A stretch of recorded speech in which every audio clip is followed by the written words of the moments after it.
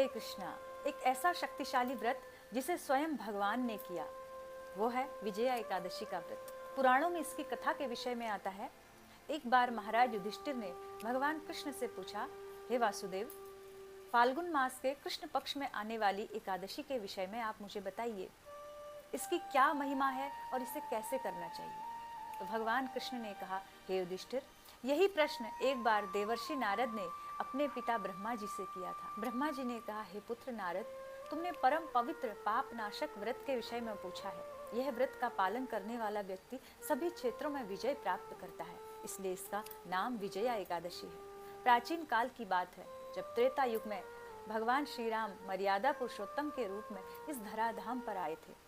उस समय पिता की आज्ञा के लिए भगवान 14 वर्ष के लिए भाई लक्ष्मण और पत्नी सीता के साथ वनवास को चले गए। वनवास में भ्रमण करते ही जब भगवान पंचवटी पहुंचे, पंचवटी में दुष्ट रावण उनकी भार्या सीता को हरण करके ले गया।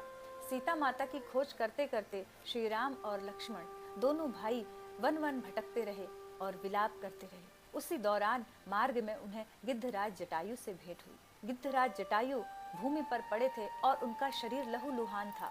जब भगवान श्री राम उनके निकट गए तो उन्हें अपनी गोद में उठाया। गिद्धराज जटायु ने बताया, हे भगवान, दुष्ट रावण देवी सीता का हरण करके ले गया है और वो दक्षिण दिशा की ओर लंका में ले गया है, तो कृपा करके आप उस रावण आताताई को दंडित करें। भगवान श्री राम ने गिद्धराज जटायु का विधि पूर्वक संस्कार किया और आगे कार्य के लिए बढ़ चले। उनकी भेंट सुग्रीव से हुई तथा हनुमान से हुई। तो हनुमान जी ने जब सीता माता की खोज की तो सीता माता को लंका में अशोक वाटिका में पाया। अब सीता माता को प्राप्त करने के लिए भगवान को लंका तक पहुंचना था। तो लंका तक पहुंचने के लिए भगवान श्री राम ने सुग्रीव की सारी सेना को एकत्र किया और समुद्र के तट पर आ गए। जब समुद्र के तट पर आए तो उस भयानक विशाल समुद्र को देखकर भगवान श्री राम चिंतित हो गए। उन्होंने अपने भाई लक्ष्मण से पूछा, हे सुमित्रा नंदन लक्ष्मण, बताओ अब इस अथाह महासागर को हम कैसे पार करें, कैसे हम देवी सीता तक पहुंचे। तुम कोई उपाय बताओ, यह विशाल महासागर जल जंतुओं से भरा है, तुम ही कोई मार्ग सुझाओ कि कैसे इसे सुगमता से पार किया जा सके। तो लक्ष्मण जी ने कहा, हे प्रभु, आप तो सर्वज्ञ हैं, फिर भी मुझे दास से पूछते हैं। तो इधर ही निकट वग्दालभ्य ऋषि का आश्रम है। वो ऋषि परम ज्ञानी है और त्रिकालज्ञ हैं। उनके पास जाकर हम इसका उपाय पूछते हैं, निश्चित रूप से हमें समाधान मिलेगा। तो भगवान श्री राम और लक्ष्मण ऋषि वग्दालभ्य की कुटिया में गए। उन्हें जाके साष्टांग प्रणाम किया तो ऋषिवर अत्यंत प्रसन्न हुए और भगवान श्री राम से पूछा कि हे रघुवर, आपके आने का क्या कारण है, कृपया आप बताएं। भगवान श्री राम ने कहा कि हम इस विशाल सागर को पार करना चाहते हैं और लंकापति रावण पर विजय प्राप्त करना चाहते हैं, तो मुनिवर आप हमारी सहायता करें और मार्गदर्शन दें। वग्दालभ्य ऋषि ने कहा, हे राम, अभी फाल्गुन मास के कृष्ण पक्ष की जो एकादशी आने वाली है उसका नाम है विजया एकादशी।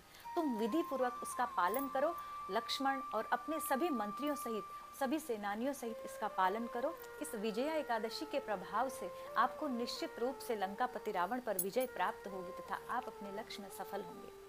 तो भगवान श्री राम ने वग्दालभ्य ऋषि के बताए अनुसार पूर्ण विधि विधान से अपने पूरे मंत्रिमंडल, सेना और भाई लक्ष्मण सहित इस विजया एकादशी का पालन किया, जिसके परिणाम स्वरूप उन्होंने रावण पर विजय प्राप्त की और माता सीता को प्राप्त किया।